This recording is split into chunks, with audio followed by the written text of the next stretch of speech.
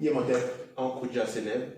Toi, Wencher, Bekanefer, nous nous retrouvons aujourd'hui encore accompagnés de Baneb Dutin pour parler, pour finir le travail que nous avons déjà commencé, qui est celui de l'explication et de la mise en scène, de la compréhension profonde de ce que nous appelons dans les couches de Congo les rituels journaliers que nous avons connus sous le nom de Amon-Ra, qui ont pris une forme nouvelle que nous appelons aujourd'hui les rituels de Nut.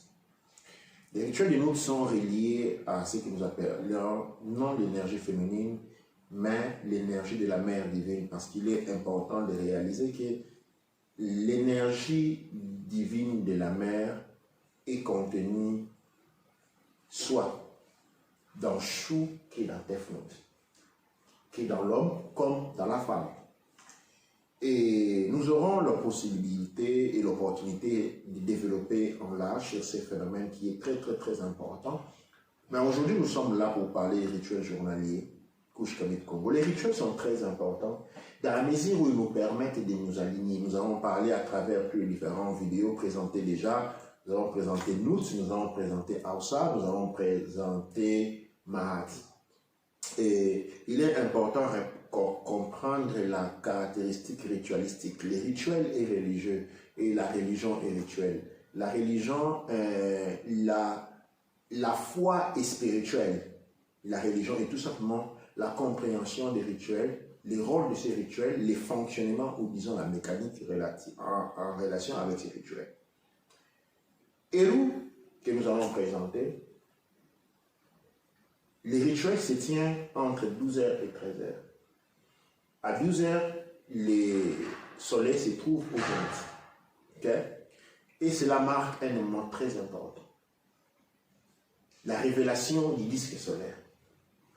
La révélation du disque solaire est un passage, une sublimation énergétique qui transforme Aoussa en Eru. Eru, comme Aoussa, naît d'une matrice. La première matrice, nous avons vu celui de Aoussa, pardon, celui de Nut, qui donne naissance à Aoussa. La deuxième matrice est celui de Aouset. Aouset qui donne naissance à Eru. Le passage ici, il est bref, parce que Eru naît dans des circonstances particulières, autrement disons, transcrit dans certaines traditions comme une naissance immaculée. C'est-à-dire, il n'y a pas eu ce que l'on peut dire comme relation sexuelle pour la naissance. Il n'y a pas eu fécondation, okay? De manière naturelle. Donc, il y a eu 9 mois de gestation pour le cas de Aoussa. Mais ici, nous avons une situation beaucoup plus rapide que nous allons expliquer dans d'autres cas parce qu'il ne fait pas référence à ce que nous faisons aujourd'hui. Ce qui est important ici de noter, que nous avons la première Nut, okay, qui procède de la naissance. C'est-à-dire qu'il y a un utérus, il y a un womb qui est représenté par la nuit, okay, qui porte la naissance à Aoussa. Il y a un deuxième womb, deuxième utérus, qui porte à la naissance Eru. Et cette ombre est représentée par des qualificatifs. Okay? Nous avons Aouset, okay, qui est la mère, mais nous avons aussi Et Eru. Et Eru, du mot Et Eru est né le mot utérus. Et Eru, c'est l'utérus de Eru.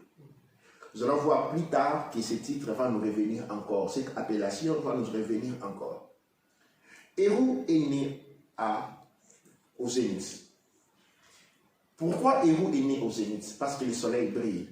Vous devez savoir qu'ici aussi nous faisons référence à une représentation très importante. Parce que le soleil qui brille à midi représente Vénus, les Ben, l'astre qu'on appelle l'astre du matin. C'est lui qui a marqué une époque qui est de 7000 ans. Quand les Ben retournent, les Ben qui sera plus tard appelé Neb Eru. Pourquoi? Parce que nous avons Et Eru l'utérus, et puis il y a Neb Eru. Neb Eru, c'est l'astre qui accompagne Eru. Et ces astres, dans les temps anciens, provoquaient beaucoup de cataclysmes naturels. Okay? C'est Neb Eru qui est né le mot Nibiru, la planète des dieux. Et cette planète est née au même moment de la naissance de Eru. Et elle est symbolisée par le midi, le soleil brillant. Ok? Et c'est pourquoi nous avons exactement Eru à ce moment, la naissance de Eru à midi, à 12 heures. L'astre de feu est sur la tête. L'astre de feu est à 12 heures. Ok? Et de 12 heures à 15 heures, nous avons la manifestation des énergies de Eru. En quoi comporte? Eh bien, c'est la continuité de la mission du Père. Entre 6 heures et 12 heures, nous avons la manifestation, nous avons un travail intérieur. Okay? Nous devons nous polariser durant le matin. Okay? Nous nous polarisons, nous nous alimentons, nous nous nourrissons des énergies et des perspectives positives. C'est le temps de l'étude, c'est le temps de l'analyse, c'est le temps des projetations. Parce que normalement, le travail commence à 12 heures. Ok? Donc, la logique. Ce n'est pas le travail, il faut bien comprendre, je ne parle pas du travail en général, mais le travail physique. Ok? Qui demande un dégagement physique, commence à 12 heures. Avec la naissance de Eru. Eru, maintenant, c'est la phase de la réalisation du travail. Première phase de la réalisation du travail. Ok? Et Eru va aller de 12 heures jusqu'à 15 heures. Là, nous avons le travail proprement dit. Cela nous porte à une régulation aussi du fonctionnement de notre propre corps. Nous avons des cycles de 3 heures de travail, pas plus. Quand nous travaillons au-delà des cycles de 3 heures de travail, nous commençons à créer des incohérences au niveau du corps physique. On demande trop au corps physique et le corps physique commence à se fatiguer rapidement. On vieillit beaucoup plus rapidement. C'est pourquoi le chiffre 3 revient dans tout ce que l'on fait. On ne peut pas se mettre à faire une activité sans interruption au-delà des 3 heures du temps. On ne peut pas travailler au-delà, dépassant 3 heures du temps sans se proposer. Même quand on regarde dans le sommeil, quand tu dors, après 3 heures du temps, on se réveille toujours. À moins que l'on soit extrêmement fatigué, parce qu'on a travaillé au-delà des 3 heures du temps déjà. Nous avons créé un problème dans notre système de santé. Quand on a respecté les normes, à 3 heures du temps, à 3 heures du matin, quand on dort à minuit, ou après 3 heures du temps de sommeil, les yeux s'ouvrent. On va boire de l'eau, on va faire des petits besoins, et puis on revient toujours dormir. C'est ça la nature directement propre des hétéros. Et est un rituel important comme elle signale l'entrée de notre énergie dans une phase différente de fonctionnement. Avec les midis, nous avons le début de l'activité et même le corps commence à se réchauffer. Les vents changent. Les vents du matin, il est doux.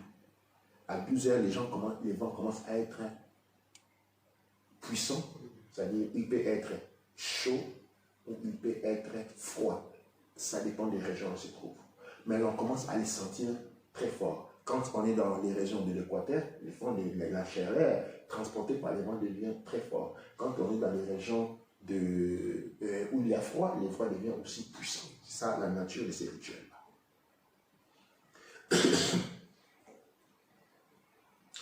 Doigt Nature. Je rappelle que nous nous trouvons dans les 5 méditations journalières. Ouais. Et nous venons de parler de Eru. Eru, exactement, Eru. Et donc, il est important de rappeler que c'est un rituel important qui doit nous accompagner tout au long de la journée. Absolument. Pour nous permettre d'arriver vainqueur, de naître et de renaître chaque jour finalement. Absolument. Doigt Nature Baba Kinkela. Ankh Uja Senem.